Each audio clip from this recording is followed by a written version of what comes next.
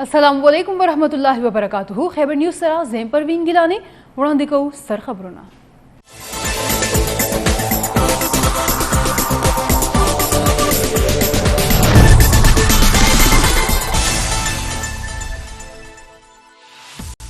افغانستان کې راغلي خونډۍ زلزلې په درېیم ورځ ټول هیواد کې فضا غمجنه. سیمه کې ریسکیو عملیات سرته رسېدلي دي. د خونډۍ زلزلې له وجې 1,000 کسان په حق رسېدلي وو. نږدې 1500 تنه جوبل شوي. د جوبل کسانو علاج روان دی. زیات جوبل کسان د کابل او یو شمېر نورو ولایتونو هسپتالونو کې زیر علاج دي. پکتیکا او خوست ولایتونو کې خواوشاو 2000 کورونه په مکمله توګه تباه شوي دي. د خیبر پختونخوا حکومت د افغانستان مختلفو 3 ولایتونو کې د زلزله ځپلو مرستې لپاره امدادي سامان لیږلی دی. صوبایي حکومت د دې خبرې عزم څرګندونه کړې چې ګاونډي هیواد افغانستان سره په دې سخت وخت کې هر ډول مرسته کولی شي.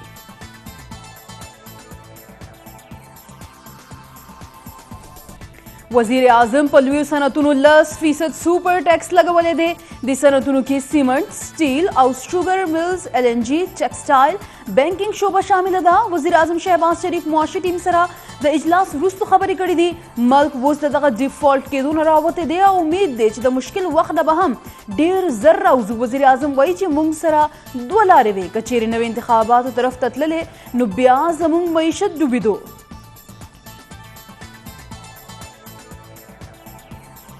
وزیر اعظم شهباز شریف په یو ورځنۍ دوره ګوادر ته تللی دی. وزیر اعظم سره دورې کې وفاقي وزیران احسن اقبال، شاهزین بگٹی، نوید قمر او اسد محمود هم موجود دي. وزیر اعظم ته امن و امان او جاري ترقیاتي منصوبو باندې بریفنګ ورکولی شي.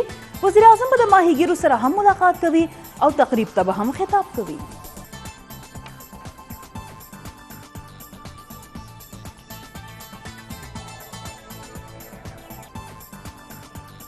راهنما تحریک انصاف اسد عمر ویلي دي چې شهباز شریف چې د IMF کومې معاهدې خبره کوي په هغې کې پټرول 1.5 فی لیټر دستیاب و او معیشت سالانه 6% رفتار سره ترقي کوله. غیر ملکي زر مبادله ذخایر 14 ارب ډالر وو او ګیس هم 45% ارزان وو.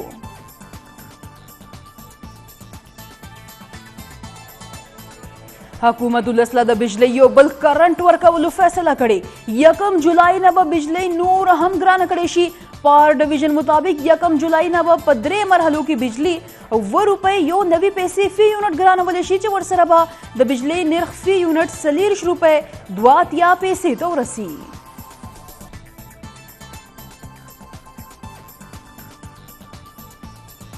د ملک شمالي برخو کې د باران او واورې ورېدو سلسله ودرېدلې ده. د امیر بھاشا ډیم سره نږدې سلایډینګ له وجې بندې شوي سړکونه بیرته کلاو کړي شوي دي. شهرای قراقرم باندې هم ټرافیک بحال شوی دی. بابوسر نیشنل هایوے باندې هم د واورې لرې کولو عمل جاري دی. وادي نیلم بالایي سیمو کې د غیر متوقع برفبارۍ له وجې خانه بدوش خلک د ستونزو سره مخ شوي دي.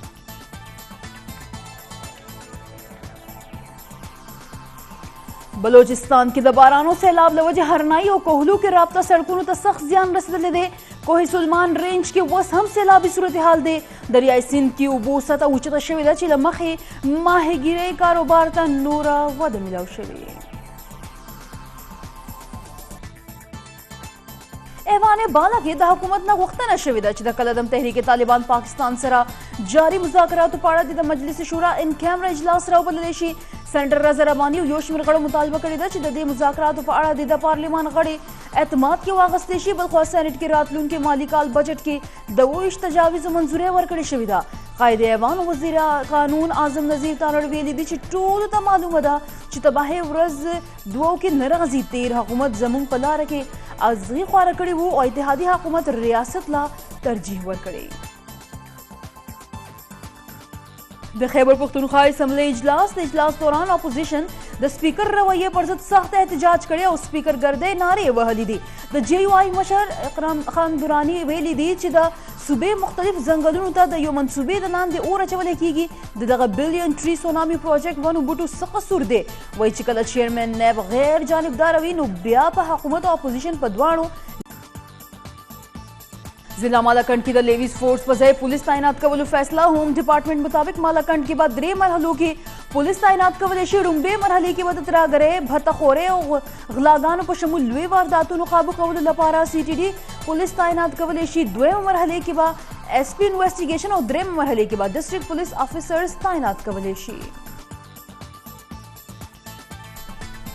د صوبایي حکومت له اړخه ولس ته په رعایتي نرخ د اوړو ورکولو آغاز شوی دی. بلخوا د وفاقي حکومت اعلان نه پس په یوټیلیټي سټورونو هم د اوړو په محدود پیمانه سټاک موجود دی.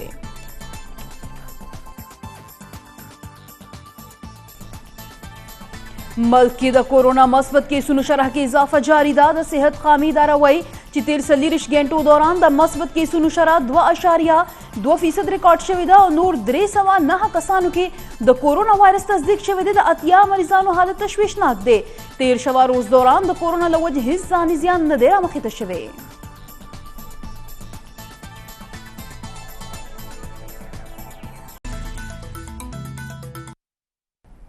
کتونکو تاسو ټول به وضو قومي اسمبلی اجلاس ته چیرته چې مفتاح اسماعیل خطاب کوي.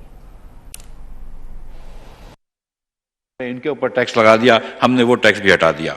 آئل مارکیٹنگ کمپنیز کا ایک ٹیکس ہوتا تھا منیمم ٹیکس جو کہ 0.75% کر دیا تھا پچھلی حکومت نے، 0.5% سے بڑھا کے ہم اس کو واپس 0.5% لے کے آ رہے ہیں. جو پاکستانی یہ انڈینٹرز ہوتے ہیں جو کہ ایکسپورٹ کرواتے ہیں، ناٹ ان کمنگ انڈینٹرز بٹ آؤٹ گوئنگ انڈینٹرز، ان کے 5% کمیشن کٹ جاتا تھا ایٹ دا ٹائم آف ریسیٹس. ہم نے اس کو وہ بھی 1% کر لیا کیونکہ وہ ایکسپورٹ گنائے تاکہ وہ بھی پیسے پاکستان لے کر آئیں.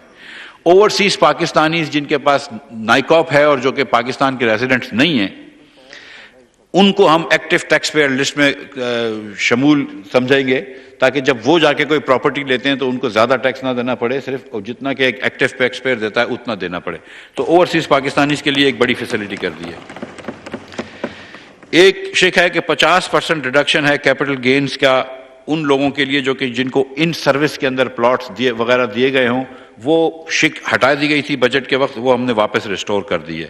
اسی طرح جو ہم نے ٹیکس لگایا ہے پلاٹوں کی آمدن کے اوپر، وہ بھی شہداء کی فیملی سے ہم نے اس کو، شہداء سے اور وار وونڈڈ کی فیملی سے ہم نے اس کو بھی استثناء دلوا دی ہے. اسی طرح ہمارے سیالکوٹ سے جو ایک لیدر کی اور سرجیکل گڈس کی انڈسٹری ہے، ان کو بڑی دقت آ رہی تھی کیونکہ یہ ہوم کافی کاٹیج بیس انڈسٹری تھی اور ان کو یہ سیلز ٹیکس کی رسید ڈھونڈنے میں بڑی مشکل ہوتی تھی. ان کے اوپر جو ود ہولڈنگ ٹیکس لگا ہوا تھا سیلز ٹیکس کی مد میں 5%، تو ہم نے اسکن اینڈ ہائٹس کے اوپر سے سیلز ٹیکس ہٹا دیا اور ساتھ ساتھ سرجیکل انسٹرومنٹ کے اوپر سے بھی پرچیز کے اوپر سے بھی سیلز ٹیکس ہٹا دیا. تو یہ کچھ ہم نے کنسیشنز دیے ہیں جس کی میں بات کرنا چاہتا تھا.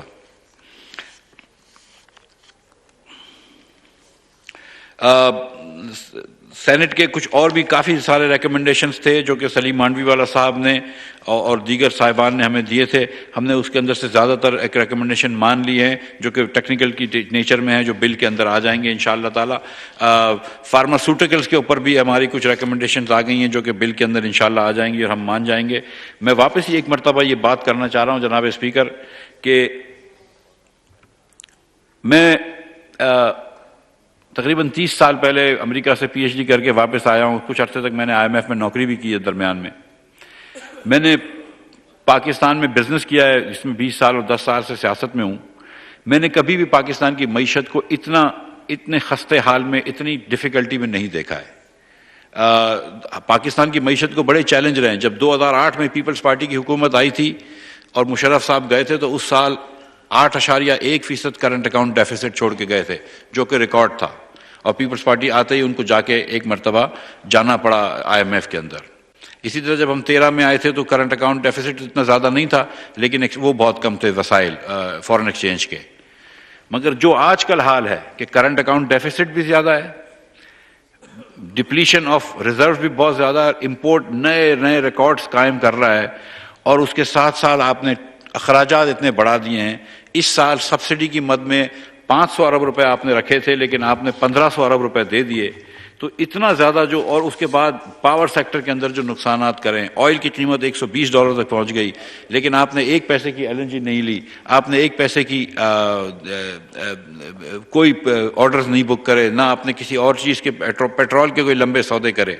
تو اتنی مشکل حالات میں PTI چھوڑ کے گئی تھی اپنی انکمپیٹنس کی وجہ سے اور شاید انکمپیٹنس، سچی بات ہے کہ انکمپیٹنس اور کرپشن کی وجہ سے، کہ اس سے زیادہ خستہ ملک کے حالات میں نے نہیں دیکھے. لیکن جو یہ سیاسی لیڈرشپ نے میرا ساتھ دیا ہے، جو سیاسی لیڈرشپ نے اس ملک کا ساتھ دیا، اور خاص طور پہ جو پاکستان کی عوام نے ساتھ دیا ہے، کہ جب ہم نے اتنا پیٹرول مہنگا کیا، اور میں مانتا ہوں کہ مہنگا کیا، جب ہم نے اتنا ڈیزل مہنگا کیا، اس کے بعد ان کو ورغلانے کے بعد، ان کو اکسانے کے بعد کوئی آدمی باہر نہیں آیا، اور کسی آدمی نے اپوزیشن کی ان چیزوں کو سپورٹ نہیں کیا. تو اللہ تعالیٰ کی مہربانی ہے کہ پاکستان کے لوگوں نے ہمیں ساتھ دیا. پڑھنا تو میں یہ پاکستان کے عوام کا بہت شکر گزار ہوں. جناب اسپیکر، ہمارا ٹارگٹ جو ٹیکس کا ہے وہ تھوڑا سا بڑھ گیا ہے، کیونکہ ہم نے یہ 10% ٹیکس لگائے بڑی کمپنیوں پہ، اور 4% تو خیر ہم نے پہلے سے لگایا تھا، اور کچھ اور جو چینجز آئی ہیں ایکسچینج ریٹ وغیرہ میں، تو ہمارا ٹیکس کا ٹارگٹ جو 7,004 ارب روپے تھا وہ اب بڑھ کے 7,470 ارب روپے ہو گیا ہے. لیکن یہاں پہ ہمارا نان ٹیکس ریونیو کا ٹارگٹ جو 2,000 تھا اب وہ کم ہو کے 1,935 ارب روپے ہو گیا ہے. اب ہم صوبوں کو انشاءاللہ تعالی 4,373 ارب روپے دیں گے، اور یہ تمام خرچے کرنے کے بعد ہم کو پھر وہی ڈیفیسٹ رکھنا پڑے گا جو ہم نے پہلے کہا تھا. 4,000 فیڈرل گورنمنٹ کا ڈیفیسٹ 4,547، اور پرائمری ڈیفیسٹ اور ٹوٹل ڈیفیسٹ جو ہوگا وہ 3,797 ارب روپے ہوگا. جناب اسپیکر، پچھلے 2-3 سالوں میں نیشنل اسمبلی اپنے بجٹ سے دو آنروریم اسٹاف کو دیتی رہی ہے.